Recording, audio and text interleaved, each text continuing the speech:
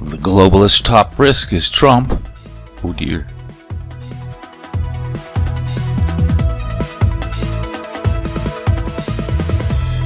Hello, this is Chart GPT. Today, going to take a look at some globalists and their top risks that they've come out for 2024. It's kind of been bleeding out here over the last few weeks. Let's take a look at a few of them here from McKinsey. The most rising risk they have is transition of political leadership. So they have that as a list. Instability, geopolitical is also a risk, but others are coming down a little bit. Energy prices are a bit of a risk. That's what McKinsey says. Here's from our friends at the World Economic Forum.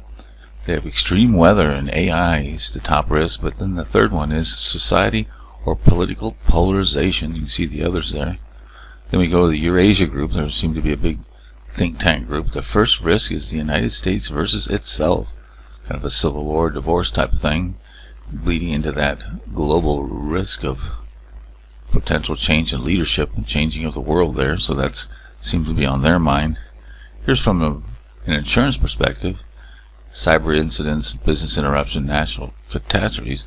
But their fourth on their list is changes in legislation and regulation, government. And there's a political risk and violence is on that list as well. And that's from an insurance perspective. And there's a couple of others here. Here's one from Charles Schwab. They have on their top 5 is election surprises. So everybody's worried. They're all focusing, because it's interesting here that from the Eurasia group, they have this picture, and their top risks is, North Korea, Putin, Iran, and Donald Trump sits at the top. So you can see where the globalists are thinking. They're all worried about Trump. So where does this fear of Trump come in? I asked the AI on this. You can take a look at the reading in the post link in the description box. And you can see the top fears of Trump is policy difference, rhetoric, communication style, kind of a motive, concerns about democracy, January 6th stuff that keep pushing, social issues, foreign relations, personal conduct. So a lot of emotional things there. But in Biden, they have the fears, same thing, political disagreements, economic concerns, national security, handling of social issues, government overreach, health and age concern, perceived of lack of transparency. So there's an issue there. So they both are pretty risky when you look at it. But when you actually look at the voters, the top thing that voters look at is not presidential, bad temperament, and arrogant, obnoxious, 29%. The rest of the stuff is actually quite low. So that's what this goes back a couple years.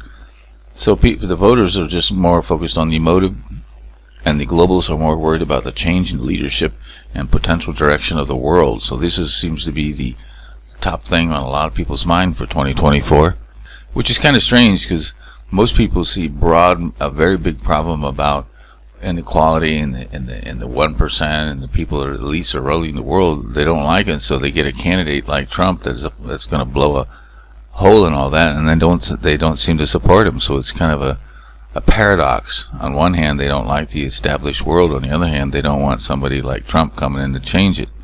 So there you go. So what about that? Is Trump really going to fight the deep state? What is driving the unfavorability of Donald Trump? Is it really just emotive, or is there real things that people are worried about? So take our online poll. What is driving unfavorabilities of Donald Trump? And take a look at that AI in the description box and the post link and give us your take on this. In the meantime, don't forget to subscribe.